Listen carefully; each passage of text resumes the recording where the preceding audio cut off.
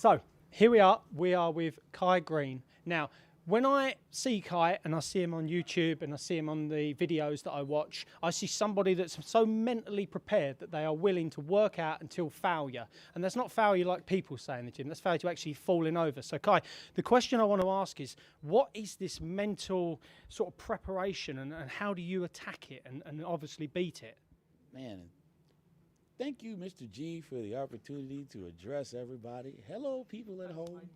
It's Kai Greene here, and I'm sitting here in the green room with Mr. G, faced with the question of how to tap into the mindset.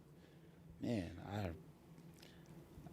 I am definitely not overwhelmed, but I am in the moment of awe at this point. Um, First, let me say that I think the the goals pretty much set the tone for everything else. So, you know, um,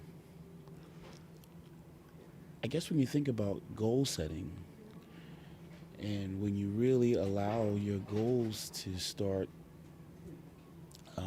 becoming the lead to manage your steps, then your life path starts to become guided and not just haphazard and by chance.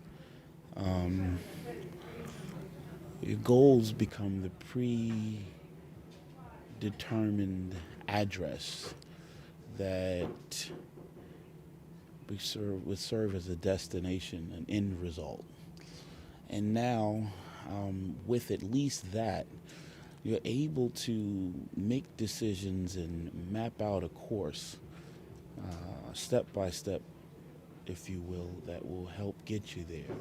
And the really cool thing about goal setting is that even if you do not have all the information beyond the address, like what streets, when, and where to turn, with having the address, you can always type in the GPS coordinate and pretty much take advantage of other sensibilities that can help point you in the right direction.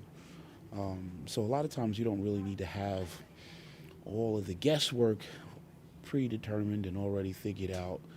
Once you have the address, you're that much closer to being able to get where you're trying to go.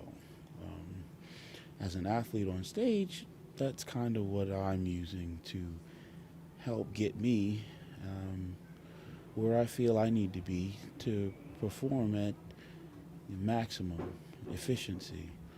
Um, so yeah, goal setting is very, very, very important. And it's been very, very critical in helping me get from the beginning of my career to where I am presently. Brilliant. Yeah, brilliant. And is it unwavering? I mean, how do you deal with obstacles? Because it's like GPS, you've got one destination to the other. What about if you have to do a U-turn, See, the thing is, detour? obstacles really don't matter. They really just don't. Um, no more than where you come from, what you had, what you have, what you didn't have. All that stuff becomes so what. People that are concerned with results and the person that's working with their mind fixed on the end result being success are a lot less concerned about the problems, and they're more willing to explore solutions and, if need be, create them. That is probably the best use of your energy. Arnold Schwarzenegger was said to once give a seminar somewhere. I think they reference it in the either the book, The Education of a Bodybuilder, or the encyclopedia, Arnold Schwarzenegger's Encyclopedia of Bodybuilding. One time giving a seminar, it was said that he talked about focusing on his goal, and how the only time you can begin to really assess the enormity of an obstacle was to have to first take your eye off your goal. That's the end of my Arnold Schwarzenegger quote. But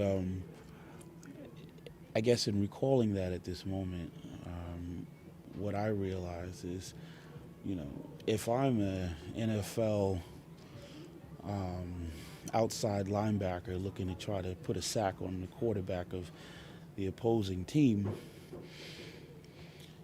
if I am looking at the size of the linemen in front of me, looking to stop me, the defenders looking to stop me from getting to the quarterback, if I start taking into account, wow, how big is his hands, and how much does this guy weigh, and man, look at the size of his neck.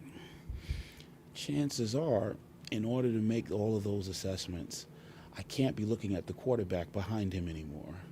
And if my responsibility in this play was to put pressure on the quarterback, and even better, put my hands on the quarterback, cause a fumble or stop the play, then I'm going to be rendered ineffective, not by anything the lineman has done, but because I have now taken my eye off of the goal in order to assess the size and weight of the obstacle in front of me.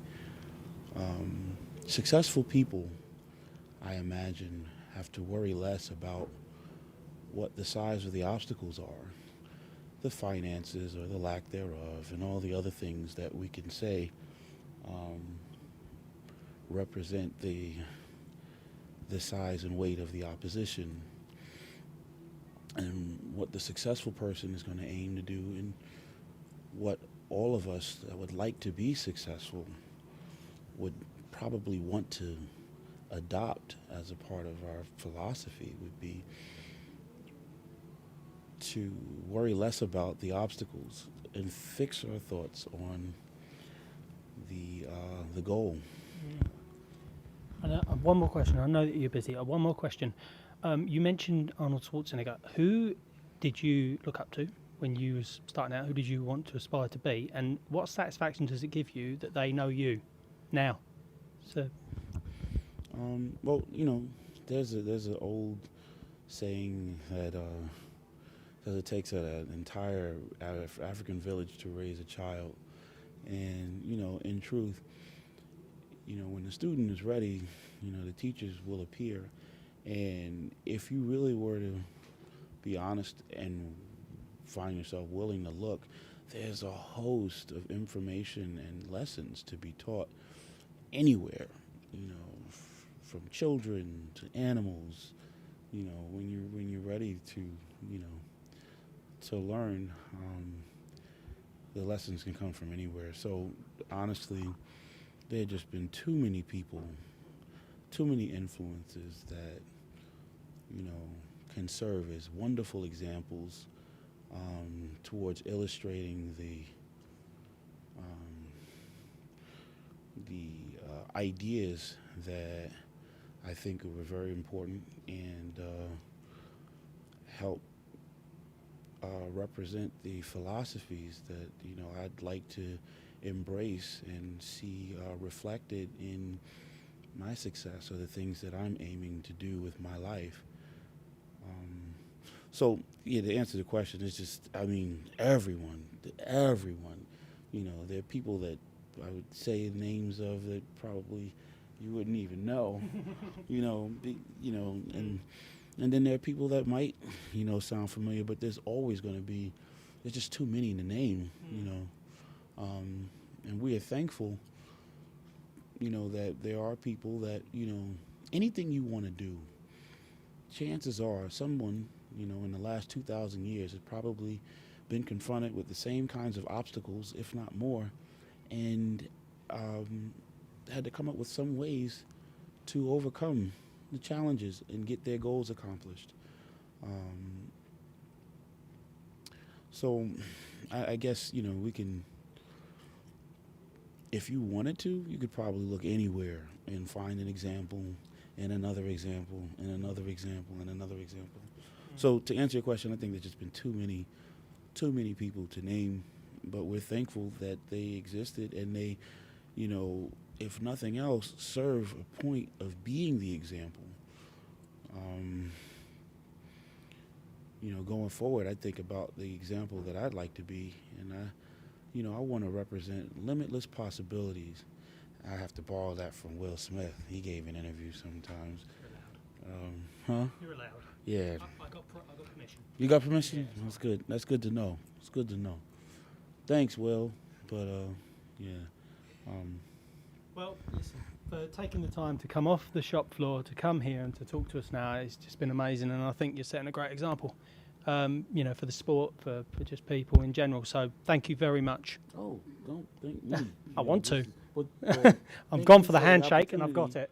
Thanks No. for the opportunity. It's wonderful to even, you know, be a part of such a worthy, incredible project. You know, that's more than a worthy goal, and I am privileged and honored to be able to serve in what little capacity I can, and I'm thankful.